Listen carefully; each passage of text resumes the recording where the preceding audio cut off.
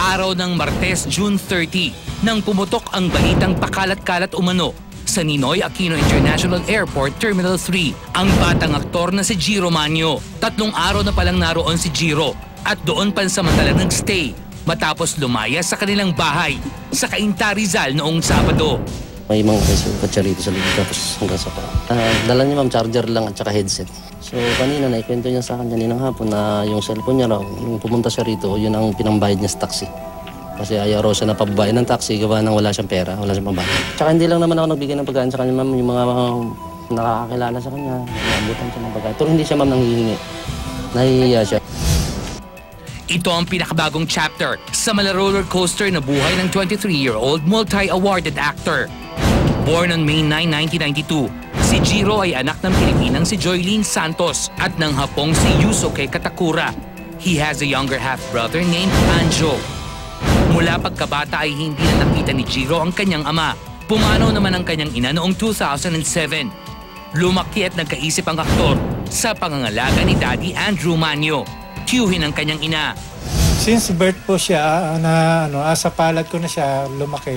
Ako naging nanay at tatay niya. Sa murang gulang pa lamang ay lumutang na ang husay nito sa pag-arte.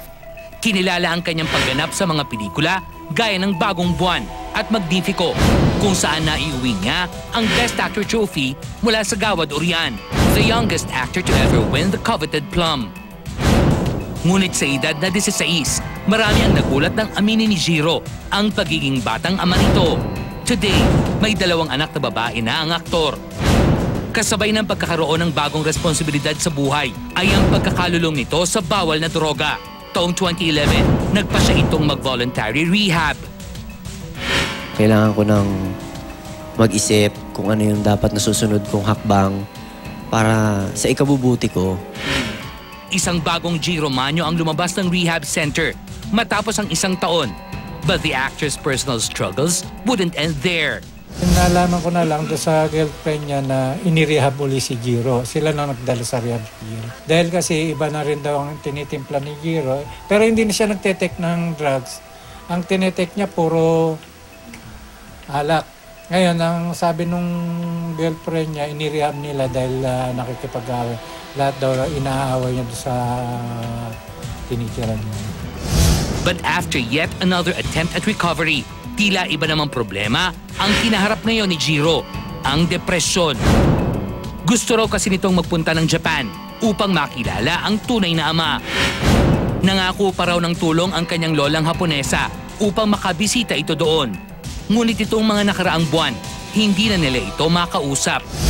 Depressed siya sa lola niya dahil umaasa siya na matutulungan siya ng mami lola niya. Hindi namin nakakontak yung mami lola niya dahil binigyan kami ng wrong number. Hindi makakontak ni Jiro. Dahil sabi nung tita niya, huwag mo nang pakialaman sila Jiro, malaki na sila. Ayon kay Daddy Andrew, kagustuhang makalipad patungong Japan ang isa sa mga posibleng nagtulak kay Jiro upang magtungo sa airport noong Sabado. At ang tanging bagaheng dala niya ay ang pag-asang makikita pa rin ang kanyang tunay na ama. Sa pagbabalik ng Star Talk. Siyempre lahat naman tayo gusto nating tumulong sa kapwa-tao natin. Ako naman lalo na si Jiro kasi parang anak-anakan ko naman yun. Anak, sana tulungan mo naman sarili mo. Ikaw lang makakatulong sa sarili mo.